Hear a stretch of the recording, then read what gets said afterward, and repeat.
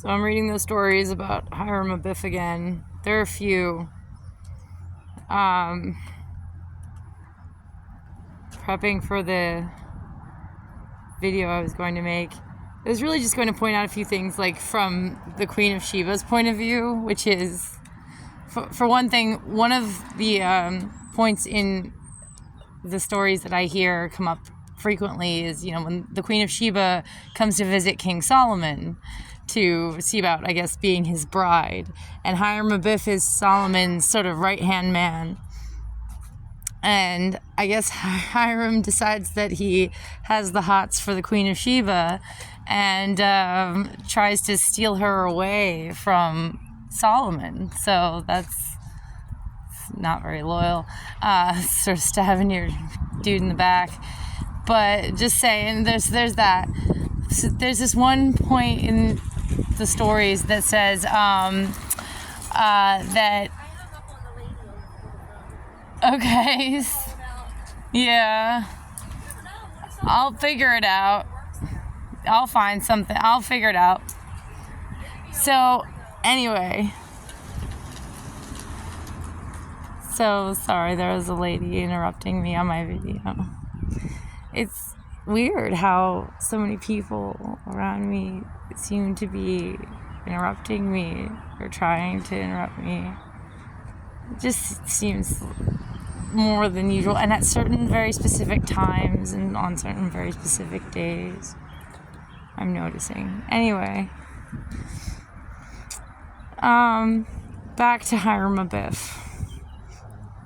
So there's this point in the story where Hiram, I guess he wants to show off for the Queen of Sheba, and there's all these workers working on the temple. And he goes to this, I guess, I don't know, podium or open square or balcony, and raises his arm, Hitler style, and all of the workers just stop doing what they're doing. It's like 100 of them, and they just put down their tools or whatever, and they just assemble in the courtyard. I guess he was on a balcony overseeing a courtyard. And he does this in front of the Queen of Sheba.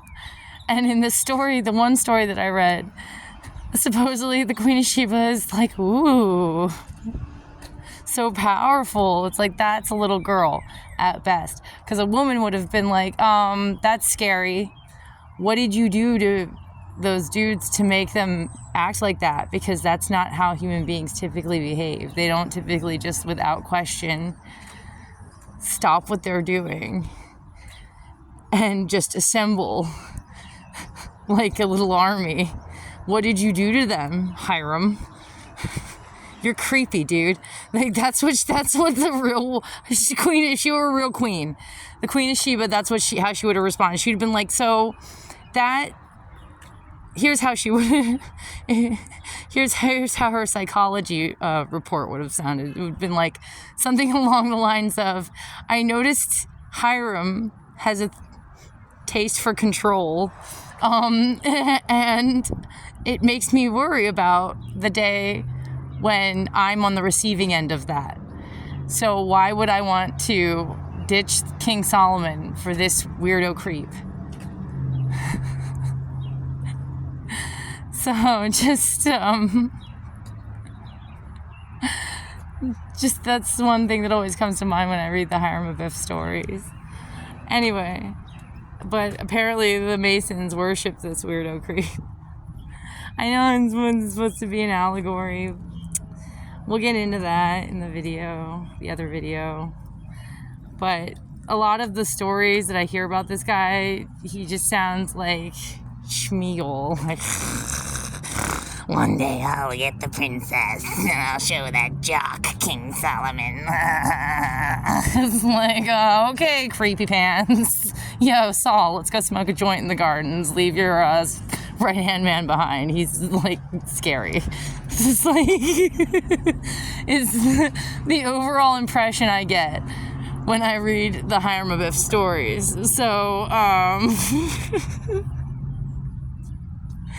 just thought I'd share that with you guys. There are a couple of other points I wanted to point out, to make.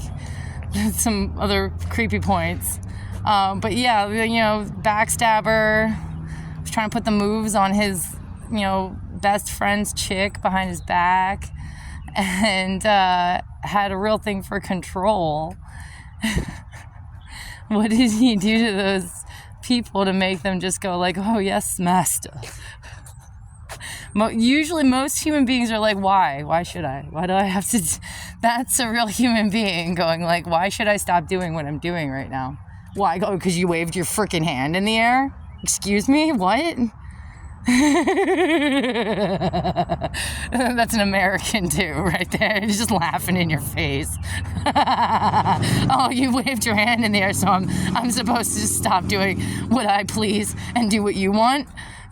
F you. Anyway, all right. I have to go try to dig up some groceries. Happy Sunday. Bye.